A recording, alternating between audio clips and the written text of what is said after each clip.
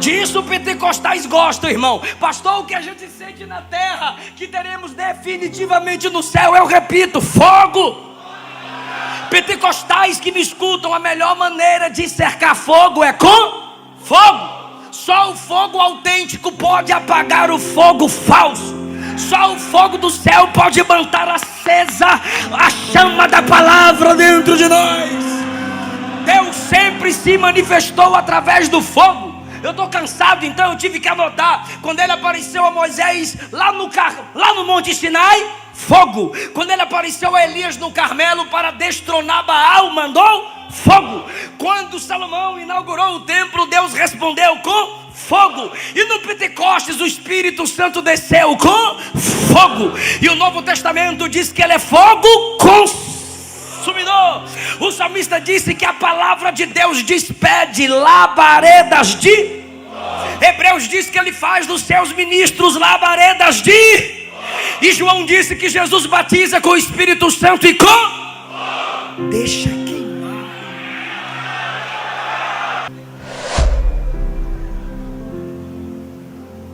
Apocalipse capítulo 4. Eu vou ler a partir do versículo 1. Depois destas coisas olhei, e diante de mim estava uma porta aberta no céu. A voz que eu tinha ouvido no princípio, falando comigo como trombeta, disse: sobe para cá, e mostrar-te-ei as coisas que devem acontecer. Imediatamente me vi tomado pelo Espírito, e diante de mim estava um trono no céu, e nele estava assentado alguém. Aquele que estava assentado era de aspecto semelhante a jaspe e sardônio. Um arco-íris, parecendo uma esmeralda, circundava o trono, ao redor do qual estavam outros 24 tronos. Assentados neles havia 24 anciãos.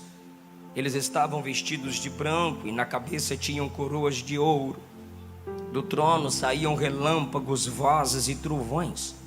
Diante dele estavam acesas 7 lâmpadas de fogo, que são os 7 Espíritos de Deus. E diante do trono algo parecido como um mar de vidro, claro como cristal.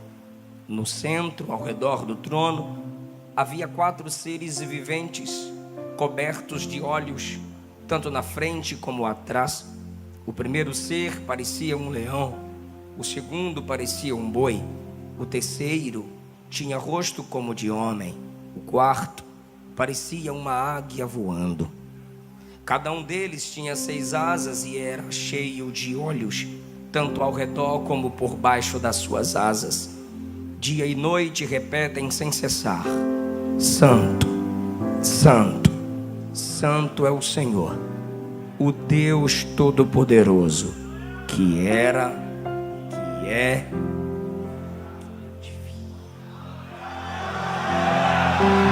Glória seja dada ao precioso nome de Jesus. Tomai o vosso assento. João escreveu 3 volumes de conteúdo bíblico: o Evangelho segundo escreveu João, as Epístolas e o Apocalipse. No primeiro volume, que é o Evangelho segundo escreveu João, a intenção do autor é apresentar a salvação em Cristo. Nas Epístolas, a intenção de João é mostrar a missão do Espírito Santo operando em nós a santificação. E no Apocalipse, a intenção de João é mostrar a soberania de Jesus. Nos Evangelhos, Jesus é apresentado como o profeta. Nas Epístolas, Jesus é apresentado como o sacerdote. No Apocalipse, Jesus nos é apresentado como o Rei. João, no capítulo 1, ele tem um vislumbre do Cristo glorificado. Apocalipse, na linguagem de João, na sua experiência, é uma revelação compartilhada. O capítulo 1 diz que o Apocalipse foi um presente do Pai dado ao Cristo, o Filho. O Filho deu a revelação ao anjo, o anjo passou a revelação a João, e João entregou a revelação através de seus escritos à igreja.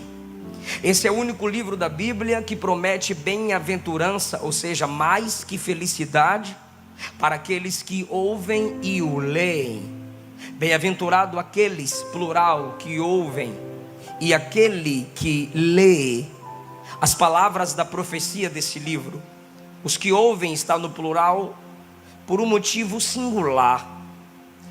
Naquele tempo não tínhamos tantas Bíblias como temos hoje. Eram escassas as condições financeiras para que as cartas fossem escritas, financiadas, seladas para proteção e chegaram nas mãos dos cristãos.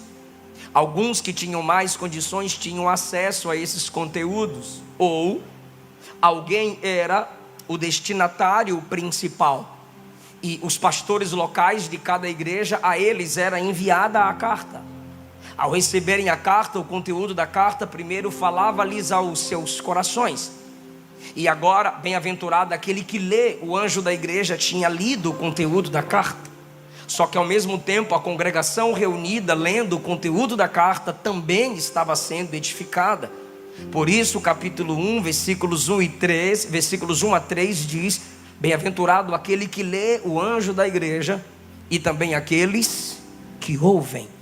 Agora, saindo do contexto histórico e trazendo para a nossa contemporaneidade, esse livro ainda continua abençoando aqueles que não conseguem ler, quem sabe por uma dificuldade visual, quem sabe porque não teve uma educação ao nível de uma leitura apocalíptica.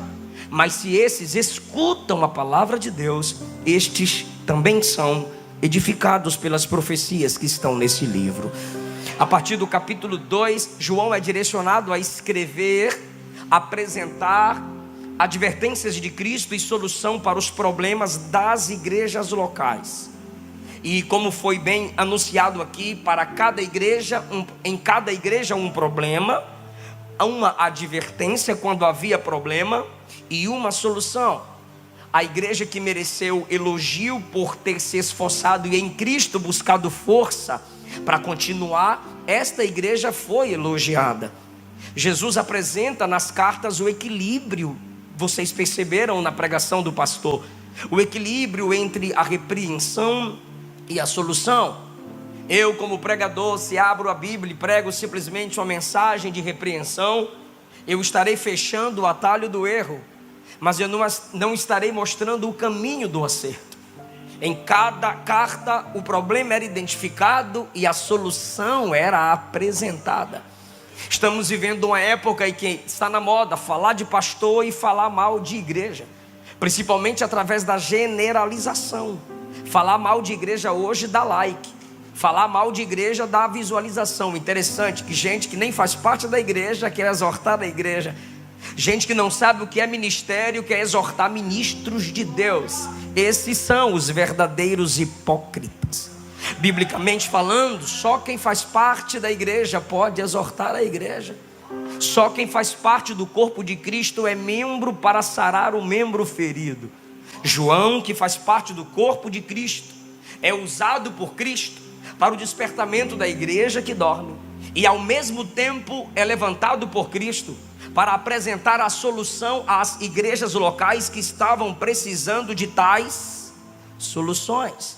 Então, se Cristo usa assim o apóstolo do amor, quem sou eu para desprezar esse perfil equilibrado de edificação à igreja do Senhor?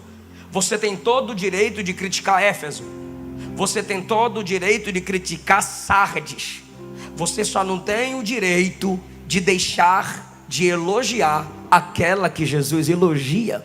Você pode apontar o falso, mas isso também te obriga a proteger os verdadeiros, a defender os remanescentes que Deus levanta. Essas cartas são palavras de Deus para nós, pois na conclusão de cada carta está escrito: quem tem ouvido ouça o que o Espírito diz às igrejas. Depois que João é um instrumento de Deus para a edificação de 7 igrejas, que representam a totalidade das igrejas de Cristo na terra, a gente entra no capítulo 4, de onde ele recebeu a revelação, de onde ele recebeu as instruções, de onde ele recebeu a capacitação para edificar as igrejas locais através de seus escritos. No capítulo 4 nós temos no céu o que já podemos sentir na terra. E eu quero falar com vocês nesta madrugada subordinado a este tema: sentindo na terra o que teremos definitivamente no céu. Sentindo na terra o que teremos definitivamente no céu. Eu gostaria que vocês repetissem o tema no 3, 1, 2, 3. Sentindo. Ficou feio. 1, 2, 3. Sentindo na terra o que teremos definitivamente no céu. João diz que ele vê uma porta aberta no céu. Sabemos que chegará o dia, em que uma porta ou o próprio céu como porta para nós se abrirá. Foi falado aqui pelo pastor, a porta do capítulo 3, versículo 7. Ele é aquele que tem a chave de Davi, falando de governo e autoridade inquestionável. O que abre e ninguém fecha, o que fecha e ninguém abre. Que tipo de porta é essa? Versículo 8. Conheço tuas obras. É uma porta para uma igreja e não para uma pessoa individualmente falando. Conheço suas obras, Filadélfia. Eis que coloquei diante de você uma porta aberta que ninguém pode fechar. Filadélfia fica na porta de entrada da Ásia. E o Senhor está dizendo a essa igreja, essa posição geográfica na qual eu te estabeleci, é uma porta para que o evangelho seja anunciado. Sei que você tem pouca força, mas guardou minha palavra e não negou o meu nome. Não negar o nome e guardar a palavra está ligado ao anúncio do evangelho. Como disse o pastor, várias vezes falamos em portas abertas, simplesmente reduzindo-a a oportunidades que não nos conectam à chamada principal da igreja. Então eu vou te falar algumas realidades no Novo Testamento e eu sei que você vai captar. Quando a porta do túmulo de Jesus foi aberta, a mensagem do anjo para aquelas mulheres foi: ide e anunciai que Jesus está vivo. Colossenses 4:3, Paulo disse: orem para que Deus nos abra a porta da palavra. 1 Coríntios 16, Paulo disse: uma porta me foi aberta em Éfeso, e essa porta era para pregar. Atos capítulo 5, quando a porta da prisão foi aberta, o anjo ordena que Pedro e João saiam e preguem. Atos 12, quando a porta da prisão foi aberta, Pedro sai e vai pregar. Atos 16, quando Paulo e Silas cantam e oram, as portas das prisões se abrem e a Bíblia diz que eles pregam para o carcereiro e para a família do carcereiro. Não há um texto base na Bíblia prometendo, no Novo Testamento principalmente, porta aberta como sucesso e prosperidade. Até porque a prioridade de Deus não é o seu sucesso nem a sua prosperidade. A prioridade de Deus é capacitar a igreja para a pregação do evangelho. Deus pode te dar oportunidades de vitórias, emprego, passar numa faculdade, não sei que tipo de oportunidade você está buscando, mas nenhuma dessas oportunidades podem preencher o seu tempo de anunciar o evangelho. A prioridade da igreja é porta aberta para a pregação. João agora também no capítulo 3 fala sobre outra porta, versículo 20. Eis que estou à porta e bato. Se alguém ouvir a minha voz e abrir a porta, entrarei em sua casa, cearei com ele e ele comigo. Esse versículo não é evangelístico. Esse versículo não é para ímpio. Esse versículo foi direcionado a uma igreja numa cidade chamada Laodiceia. Jesus está falando para a sua igreja: eu estou do lado de fora. Porque eu estou do lado de fora, aí dentro não tem pregação, tem invenção. Porque eu estou do lado de fora, aí dentro não tem avivamento, tem alisamento. Porque eu estou do lado de fora, aí dentro tem muita poesia, nada de teologia. Porque eu estou do lado de fora, aí dentro tem muita dança e pouca mudança.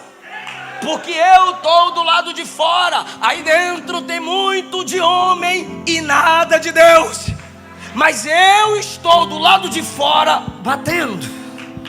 Eu não desisto dessa igreja. Se alguém ouvir a minha voz, não é para virar desigrejado e criticar a igreja. Se alguém identificar o problema, vai orar na madrugada. Se alguém perceber que está faltando minha presença, vá me buscar. Se pelo menos um ouvir a minha voz, se pelo menos um dizer: Jesus não desiste de nós, e abrir a porta, eu vou entrar, e a comunhão será resgatada. E agora João fala sobre uma terceira porta. Olhei, capítulo 4, e eis que diante de mim estava uma porta aberta no céu. Essa porta aberta no céu é uma cura para João, porque ele está numa ilha, trancado. A ilha é uma prisão. A ilha estava fechada para que João não saísse. Mas agora a porta no céu está aberta para que João entre. Na ilha ele é obrigado a ficar, mas no céu ele é capacitado a entrar. Teve gente que não entendeu, mas eu vou contemporaneizar isso aqui. Eu estou dizendo que há muitos lugares que, se não tiver a influência do céu, eu te obrigo, mas não te capacito. Eu te repreendo, mas eu não te instruo. Não tem como essa igreja estar sentindo na terra o que teremos definitivamente no céu. João não está sendo obrigado a subir, ele é capacitado. Olha o que ele diz: vi que o Espírito me tomou. Isso é sentir na terra o que teremos no céu: capacitação plena. Não podemos repreender com verdade sem instruir com amor. Jesus, ele nunca nos dá uma ordem sem nos capacitar. Sobe aqui, eu não dou conta, o meu Espírito te capacita e eu faço em você um arrebatamento de sentidos. E agora, João, você se encontra na sala do trono. Na ilha ele é obrigado a ficar. No céu ele é capacitado a entrar. O trono de César trancafiou João, mas ele não tinha acesso à sala do imperador. Mas agora, quando o céu liberta o seu espírito, ele tem acesso à sala do trono daquele que governa o universo. A porta aberta no céu é um bálsamo na dor. Domiciano adoece João, Domiciano prende João, mas no céu a porta se abre, e aquele que era um prisioneiro na terra agora é um homem livre no céu, anda em ruas de ouro, conversa com anjo, ouve Jesus, escuta o Pai, e quando termina o livro ele diz: Maranata, ora vem Senhor Jesus. Eu vou repetir isso: trancado por Domiciano, liberto por Jeová. O Espírito está dizendo: se os homens nos causam dores, não abra mão da fidelidade, o céu pode te sarar. Agora, se você abre mão da fidelidade, o céu vai te ferir, e não haverá homem na terra que poderá te sarar. Então é melhor ser ferido por homens e sarado pelo céu,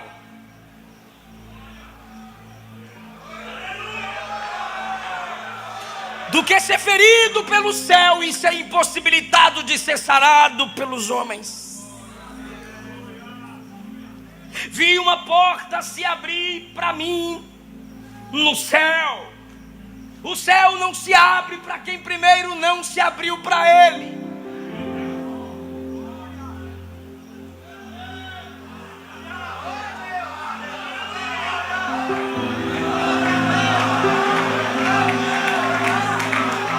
Capítulo 13, eu estou à porta e bato. Capítulo 4, tem uma porta aberta no céu. Se você se abre para o céu também se abrirá para você. Vinde a mim, se abra para o céu, todos os que estão cansados e oprimidos. E aí o céu se abre, eu vou te dar descanso. Você vai aprender de mim, que sou manso e humilde. E como que João se abriu para o céu? Voltando para o Calvário. Não sobe ao céu quem não passa pelo Calvário. João fugiu como todos os discípulos fugiram, mas ele foi o primeiro a voltar para o pé da cruz.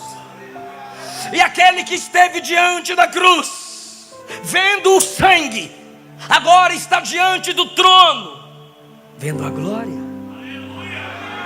É por isso que Paulo diz, 2 Timóteo 2:11, essa palavra é fiel: se morrermos com ele viveremos. Se sofrermos com ele reinaremos. Mas se o negarmos, ele também nos negará.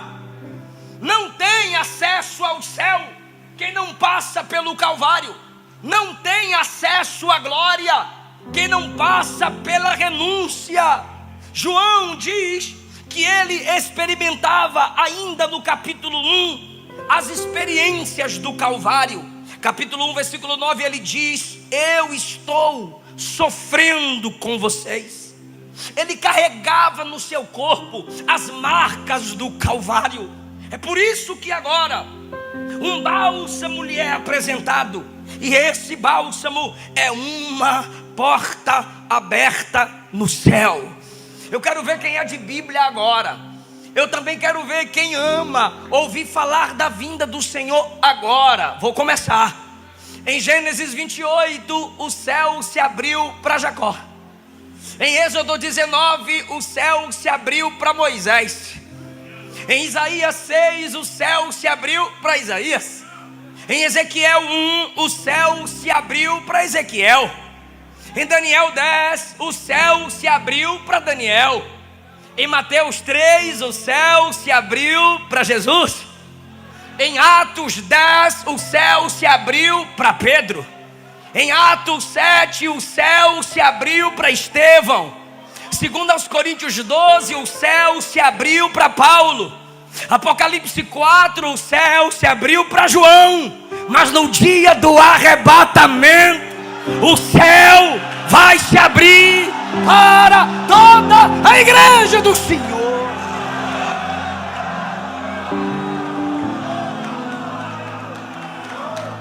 Maranata, Maranata.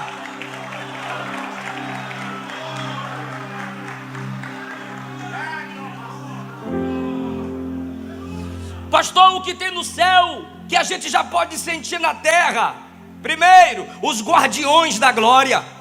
Os seres viventes que ele está vendo aqui: rosto de leão, rosto de boi, rosto de águia, rosto de homem, asas abertas, cheias de olhos. São os protetores da glória, são os guardiões da glória. Deus não chama covardes para guardar em sua glória. Quem denuncia pecado é guardião da glória, porque o pecado é uma ofensa à santidade de Deus. A igreja precisa erguer as suas asas e defender o nome do seu rei. A igreja precisa erguer as suas asas e defender a glória do seu Salvador. Não abaixe a cabeça para ímpio que quer desmoralizar a igreja. Não abaixe a cabeça para demônios que querem usar as pessoas para sujar o nome de Cristo. Protejamos a glória do Senhor, mesmo que seja dentro de casa, diante da sua esposa, varão. Efésios capítulo 5 diz que o homem santifica a sua mulher, falando a palavra de Deus para ela. Efésios 6 diz que os pais devem ensinar os princípios de Deus aos seus filhos. Como já foi dito aqui, a igreja não pode tolerar falsos profetas. Jesus criticou Tiatira porque ela tolerava uma falsa profetisa. A igreja precisa excluir quem brinca com a graça. A igreja precisa denunciar os pecados escandalosos. A igreja precisa aprender a bloquear, parar de seguir, parar de andar junto daqueles que envergonham o nome de Jeová. Somos guardiões da glória, do mesmo modo que os serafins e querubins apresentados em Ezequiel 1, Isaías 6 e Apocalipse 4 são. A gente não tem as mesmas características, mas o mesmo Espírito que trabalhou neles em Ezequiel 1 é o mesmo que trabalha em nós. Isso é maravilhoso. Precisamos ter na terra profetas. Quem são os profetas, pastor? São os guardiões do trono. Perceba que João fala dos limites. Ele diz que vê o trono, mas quando ele diz que vê o trono, ele diz: ao redor do trono tem um arco celeste. Depois ele diz: ao redor do trono tem 24 tronos com 24 anciãos. E ele vai trazendo mais para trás: há seres viventes ao redor do trono e há 7 tochas. Tudo isso são guardiões da glória. João está aqui, 7 tochas aqui, 24 anciãos aqui, 4 seres viventes aqui, o arco celeste aqui, e alguém que não pode ser teologizado no trono. Que coisa linda, porque a glória de Deus é cara. Para ter acesso à glória, repito, a glória de Deus é cara. Para se ter acesso à glória, é preciso humilhar-se, é preciso passar por um batismo do Calvário. Pastor, como eu posso sentir na terra o que eu terei definitivamente no céu? Multiforme graça. Deus não age só de um modo. Deus não trabalha na igreja com apenas uma característica. Eu resumi no iPad para ganhar tempo na exposição do texto. A Bíblia diz que são 7 tochas de fogo, que são a sétupla manifestação do Espírito. João diz que no capítulo 4, do trono saem vozes, mas também saem trovões. Ele diz que diante do trono tem uma plataforma imensa e profunda e firme, como um mar de bronze. Perceba que 24 anciãos, vestes brancas e coroa. Como eles adoram? Se prostram, entrega a coroa, pega a coroa, devolve e senta. Levanta, se prostra, entrega a coroa, pega a coroa, coloca na cabeça e senta. E os 24 anciãos servem assim. E os seres viventes batem as asas e olham para frente e para trás. Batem as asas e olham para frente e para trás. Perceba que tudo na sala do trono funciona. Se tem voz, fala. Se tem trovão, ecoa. Se tem 24 ancião, coloca a coroa. Se tem protetores da glória, abrem as asas e protegem a glória. Aí eu olho para a igreja e vejo uma classe de crente olhando para o púlpito. Prega, pregador. Canta, cantor. Que daqui a pouco para casa eu vou.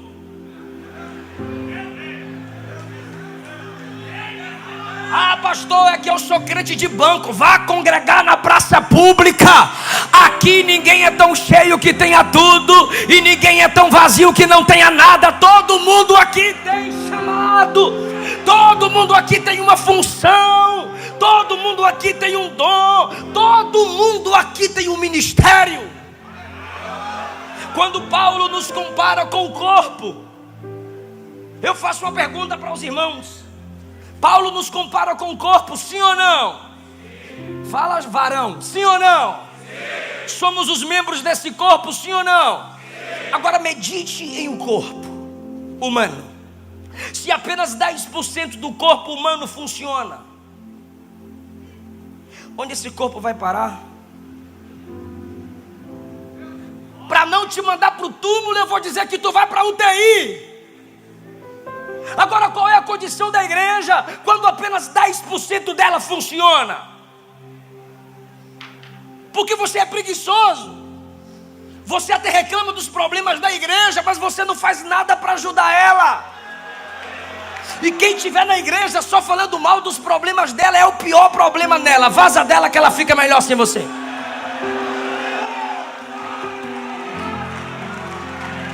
Esse corpo precisa funcionar. Por quê, pastor? Porque o céu funciona. Ai, irmão, eu vou repetir isso. O céu funciona. 24 anciãos adoram. Os protetores da glória se movimentam. E o trono sai vozes e trovões. Então, pelo amor de Deus, caça alguma coisa para fazer.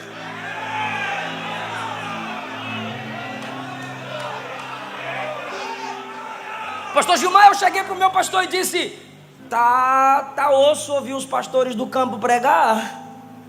Aí ele disse: não gostou não, meu filho? Falei: gostei não. Aí ele: você é o quê? Falei: eu sou pregador. Ele: mais o quê? Falei: eu dou aula de teologia online. Aí lá: online.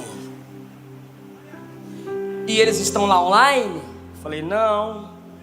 Aí ele: mas você não gostou deles pregando? Falei: não. E você é professor? Sou.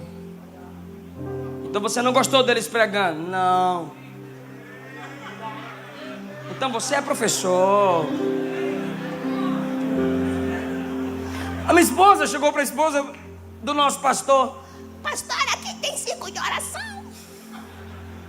5 de oração, Luana? Nós tínhamos. Ah, percebi que a gente não tem. É, pastora, nós tínhamos. Você está sentindo falta? Demais. Dirige o culto, tu.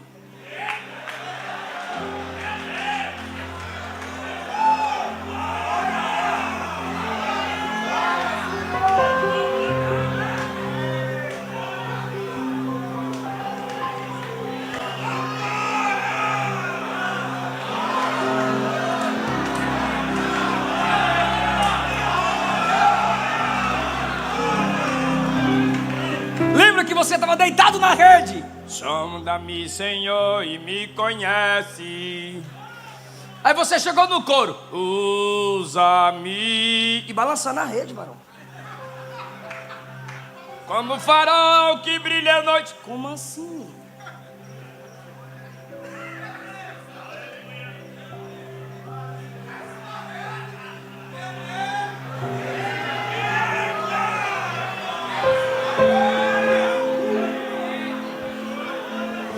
Versículo 5: do trono saem relâmpagos, vozes e trovões, e diante do trono 7 lâmpadas de fogo, que são os 7 Espíritos de Deus. Pastor, o que é que eu sinto na terra? O que teremos definitivamente no céu? Fogo.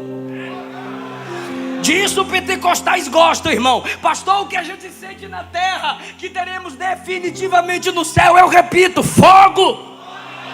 Pentecostais que me escutam, a melhor maneira de cercar fogo é com fogo. Só o fogo autêntico pode apagar o fogo falso. Só o fogo do céu pode manter acesa a chama da palavra dentro de nós. Deus sempre se manifestou através do fogo. Eu estou cansado, então eu tive que anotar. Quando ele apareceu a Moisés lá no Monte Sinai, fogo. Quando ele apareceu a Elias no Carmelo para destronar Baal, mandou fogo. Quando Salomão inaugurou o templo, Deus respondeu com fogo. E no Pentecostes o Espírito Santo desceu com fogo. E o Novo Testamento diz que ele é fogo consumidor. O salmista disse que a palavra de Deus despede labaredas de... Hebreus diz que ele faz dos seus ministros labaredas de... E João disse que Jesus batiza com o Espírito Santo e com... Deixa queimar. Deixa arder, igreja do Senhor. Uma chama que começou há 110 anos atrás no Brasil, não se apagou e não se apagará. Está se levantando o cessacionista, está se levantando o neopentecostalismo, está se levantando muitas e muitas barreiras contra nós, mas essa chama não se apaga e não se apagará. Quem ainda crê nos dons espirituais, quem ainda crê no batismo como Espírito, aleluia! E do jeito que o fogo se alastra, ele salta obstáculos. Fogo desconhece dificuldades. Perguntaram a John Wesley, por que quando você prega a igreja lota? Ele disse, é porque as pessoas não me veem pregar, elas vêm me ver pegar fogo.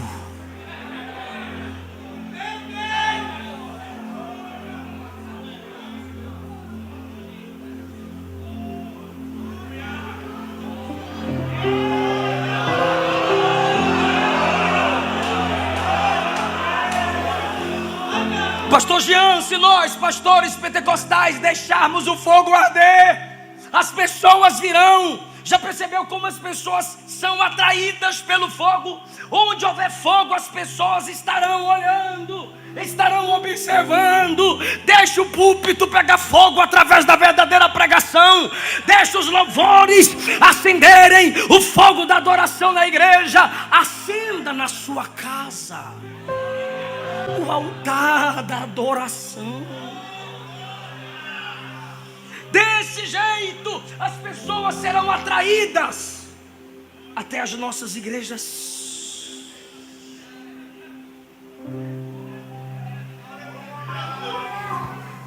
Pastor, eu quero entender ainda o que eu posso sentir na terra, o que eu terei definitivamente no céu.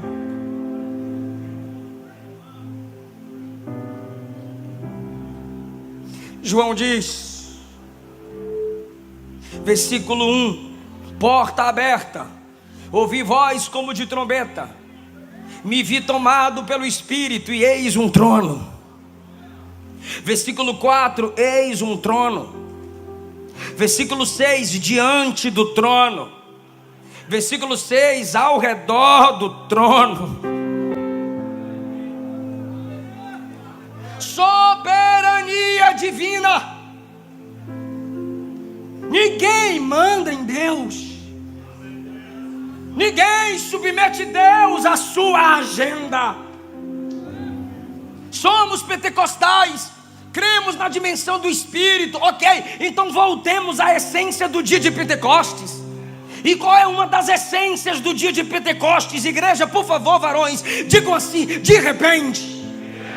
Sabe o que é isso? Quando ninguém agenda, quando ninguém projeta, quando Deus surpreende.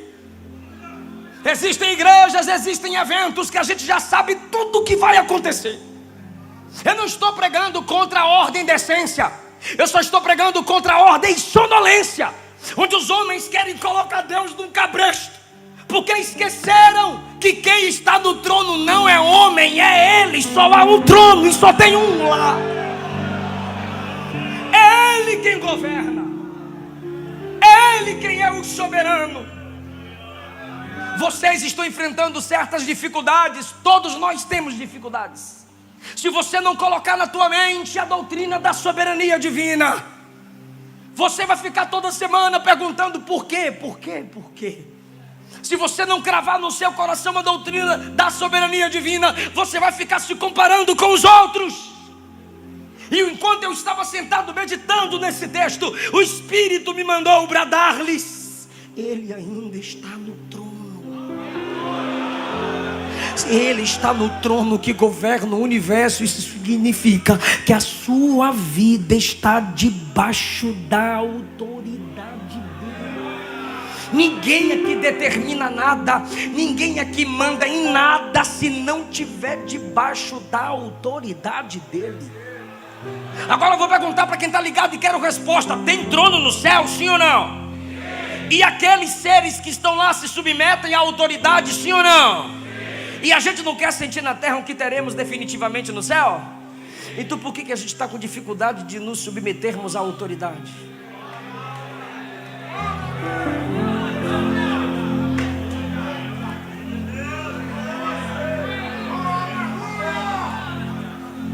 Geração que todo mundo fala, geração que todo mundo é. E os coaches que tentam coachizar o evangelho ainda fazem campanha te dizendo que você é general. Aí como você é general, tu pensa que tu manda em tudo, tu controla em tudo. Não respeita pastor, não respeita pai, não respeita mãe. Mulher odiando ouvir a palavra submissão. Filhos peitando seus pais. Céu não é lugar de generais, só há um general. Só há um trono. Todos somos servos. Como, queridos, teremos definitivamente um trono celestial nos governando, se esse trono que estabelece autoridades civis, governamentais e familiares, e temos dificuldade para compreender isso? Se você quer sentir aqui o que teremos definitivamente lá, aprenda a respeitar a autoridade. Pastor, estou com dificuldade para respeitar as autoridades. Mete o joelho no chão e vá aprender com o Cordeiro de Deus.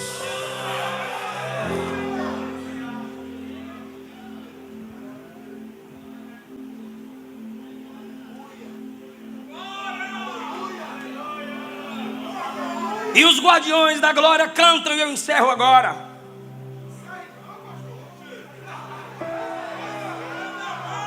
Santo, Santo, Santo.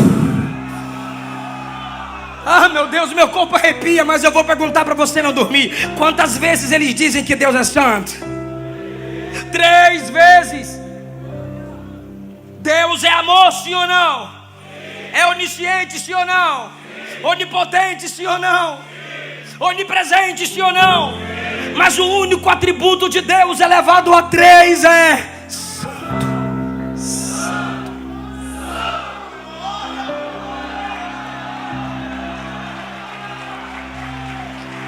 Pecado ainda é pecado e leva para o inferno.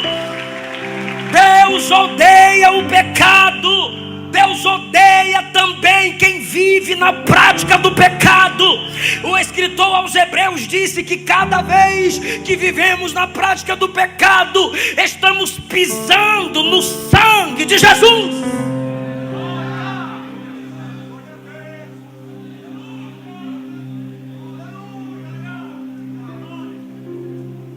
Cantemos a sua santidade. Queremos cantar o seu poder, clamando pelas bênçãos, mas não queremos cantar a santidade. Por quê?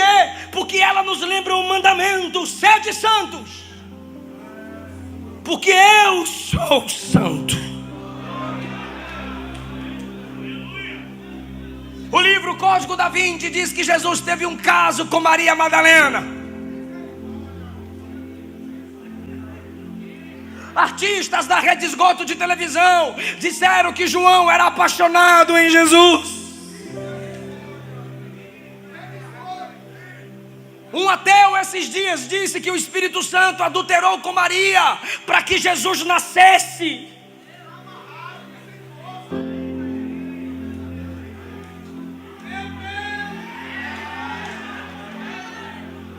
Esses homens nunca sentirão no céu o que a igreja sente na terra, porque a igreja não é levada pelas palavras deles. O que importa para a igreja é o que os anjos dizem: santo. Os próprios demônios disseram: tu és o santo. O centurião disse: este homem é justo. Pedro andou com ele e disse: ele é o Cordeiro Santo Imaculado. João disse: nele não há treva alguma.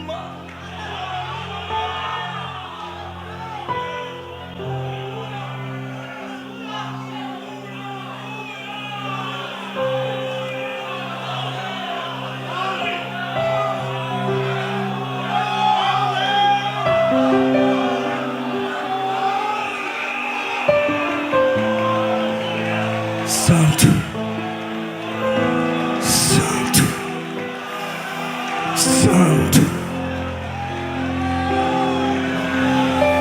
É isso que os anjos estão sentindo e cantando lá agora. As asas se movimentam. Santo. Os anciãos estão agora colocando a coroa. Santo. E a igreja está aqui. Santo.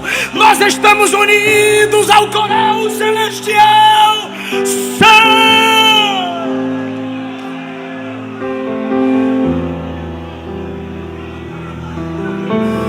Eu estou sentindo a presença de Jesus.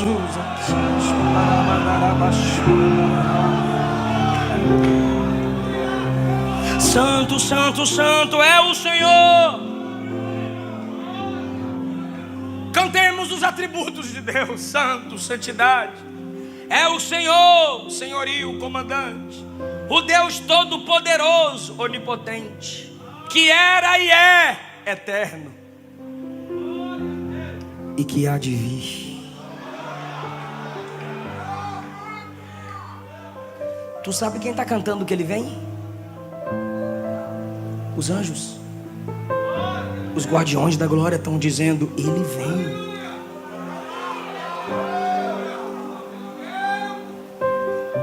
Se os anjos estão dizendo que ele vem, anunciemos também que ele vem. Aí ficam os debates na internet. Eu gosto, porque os argumentos são plausíveis e nos fazem refletir.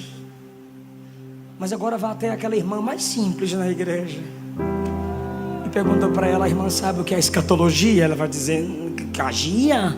Escatologia? Sei não, meu filho, nem falar.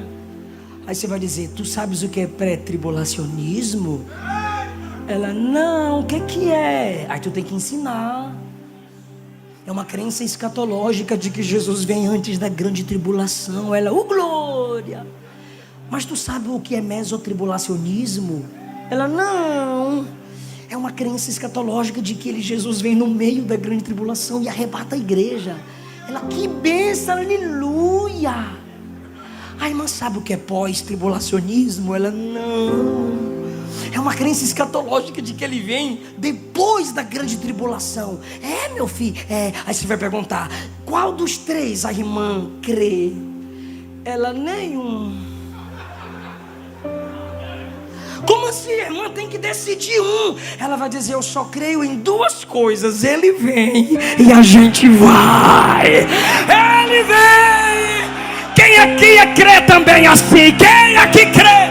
Eu não sei explicar a mecânica da escatologia, mas eu sei afirmar: ele vem e eu vou. Ele vem e a igreja vai.